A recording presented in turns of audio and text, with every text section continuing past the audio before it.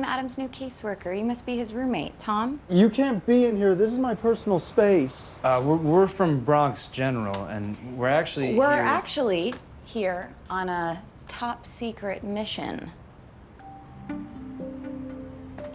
Really? How so? There's a code word we're trying to crack. Adam keeps repeating a word, Saya. Do you know what that means?